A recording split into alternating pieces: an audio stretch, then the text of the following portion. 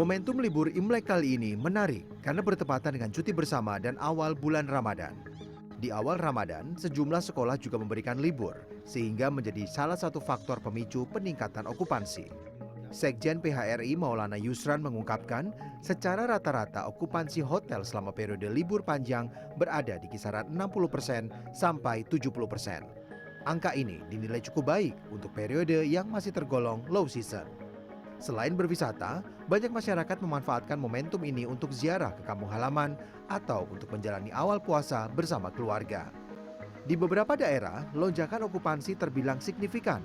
Ada hotel yang mencatatkan tingkat hunian hingga 80 sampai 90%, terutama di destinasi wisata.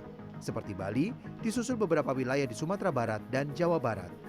Dari sisi tarif hotel, PHRI menjelaskan hotel menerapkan sistem dynamic rate. Selama okupansi masih di bawah 80%, hotel umumnya masih memberikan diskon atau harga terbaik. Namun, jika tingkat hunian sudah menembus di atas 80%, tarif akan kembali ke public rate. Kenaikan okupansi tak lain karena Februari ini masih tergolong low season yang membuat masyarakat masih dapat menjangkau harga tiket pesawat.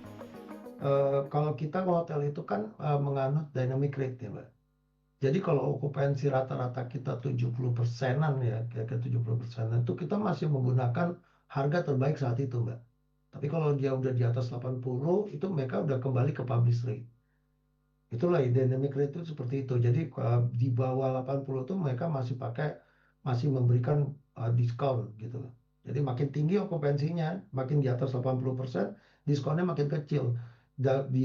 Mungkin di atas 85 rata-rata mereka sudah tidak kasih diskon lagi. Jadi udah berlaku publish rate di dalam situ. Gitu. Nah, kalau yang terjadi di sepanjang libur Imlek ini, tadi saya bilang kan masih ada yang 70% atau 60%. Ekonom Institute for Development of Economic and Finance, INDEF, menilai kondisi ini membuat perputaran uang atau velocity of money meningkat, terutama pada triwulan pertama tahun ini. Meski demikian, dampak ini dinilai lebih bersifat temporer dan siklikal. Peningkatan aktivitas ekonomi bukan berasal dari aktivitas baru, melainkan percepatan konsumsi rumah tangga yang seharusnya terjadi di periode berikutnya.